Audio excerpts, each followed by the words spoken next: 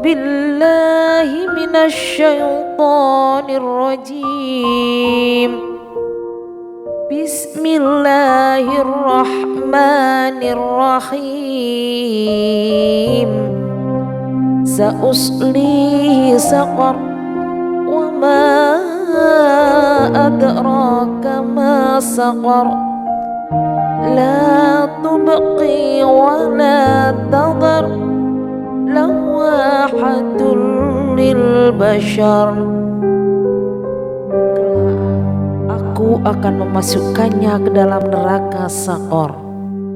Dan tahukah kamu apa neraka Saqar itu? Iya, Saqar itu tidak meninggalkan dan tidak membiarkan, yang menghanguskan kulit manusia. Assalamualaikum warahmatullahi wabarakatuh. Saudaraku, kali ini saya akan membawakan kisah hikmah Islami, api dunia dan api neraka. Ketika Nabi Adam alaihissalam diturunkan ke bumi, beliau tidak lagi memperoleh makanan secara mudah seperti di surga. Beliau harus bekerja keras untuk memperoleh buah-buahan atau daging untuk dimakan. Ketika beliau memperoleh binatang buruan dan menyembelihnya, ternyata tidak bisa langsung dimakan begitu saja karena masih mentah dan tentunya tidak enak. Karena itu beliau berdoa kepada Allah agar diturunkan api untuk memasak.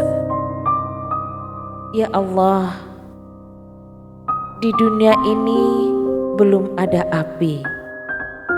Berikanlah kami api untuk memasak ya Allah. Maka Allah Subhanahu wa ta'ala mengutus malaikat Jibril meminta sedikit api kepada malaikat-malaik di neraka untuk keperluan Nabi Adam tersebut. Malik berkata, "Wahai Jibril, berapa banyak engkau menginginkan api?" Jibril berkata, "Aku menginginkan api neraka seukuran buah kurma." Malik berkata, "Jibril, jika kau memberikan api neraka itu seukuran buah kurma, maka 7 langit dan seluruh bumi akan hancur meleleh karena panasnya." Jibril berkata, "Kalau begitu, berikan saja kepadaku separuh buah kurma saja."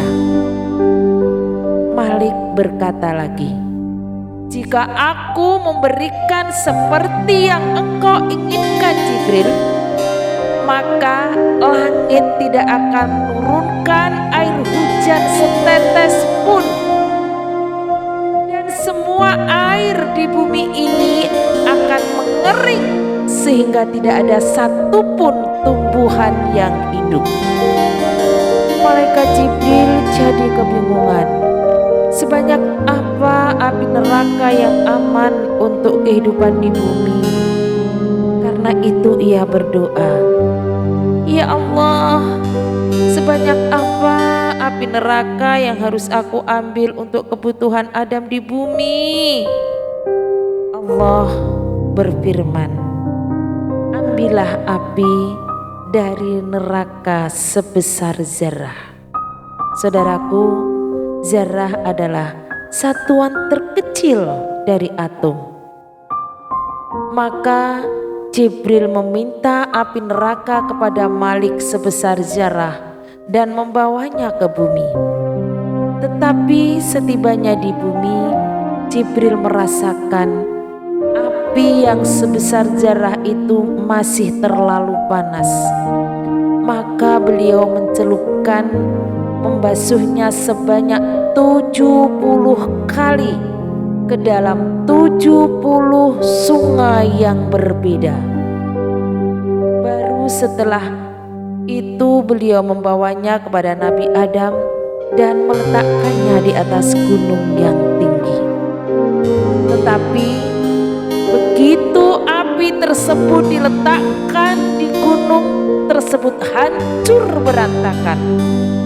Tanah, batuan, besi, dan semua saja yang ada di sekitar api itu menjadi bara yang sangat panas dan mengeluarkan asap. Bahkan api yang sebesar zarah itu terus masuk menembus bumi, dan hal itu membuat Jibril khawatir. Karena itu ia membawanya kembali ke neraka. Bara terbakar yang ditinggalkan itulah yang sampai sekarang menjadi sumber api dunia, termasuk yang menjadi magma di semua gunung berapi di bumi ini. Saudaraku, tidak bisa dibayangkan bagaimana panasnya api neraka tersebut. Kalau bara api dunia ini umumnya berwarna merah, maka bara api neraka itu berwarna hitam kelam, seperti hitamnya gelap malam. Nabi Shallallahu Alaihi Wasallam pernah menanyakan tentang keadaan api neraka itu. Maka malaikat Jibril berkata, sesungguhnya Allah Subhanahu wa Ta'ala menciptakan neraka lalu menyalakan api neraka itu selama 1000 tahun sehingga baranya berwarna merah. Kemudian Allah menyalakannya, menambah panasnya selama 1000 tahun lagi sehingga baranya berwarna putih. Dan dia menyalakannya, menambah panasnya selama 1000 tahun lagi sehingga baranya berwarna hitam. Saudaraku, maka neraka yang hitam kelam seperti hitamnya malam yang sangat gelap pekat tidak pernah tenang kobaran apinya dan tidak pernah padam berkurang bara apinya. Dengan adanya kisah hikmah api dunia dan api neraka ini, marilah kita muhasabah, kita tingkatkan iman dan ketakwaan kita kepada Allah Subhanahu wa Ta'ala. Pasti saudaraku semuanya tidak ingin masuk neraka. Na'udzubillahi min dzalik. Semoga semuanya nanti diampuni dosanya oleh Allah Subhanahu wa Ta'ala. Dan marilah kita berfastabiqul khairat, menjalankan apa yang diperintahkan oleh Allah Subhanahu wa Ta'ala dan menjauhi segala larangan Allah Subhanahu wa Ta'ala. Terima kasih. Mohon maaf atas segala kekurangan dan kekhilafan. Wassalamualaikum warahmatullahi wabarakatuh.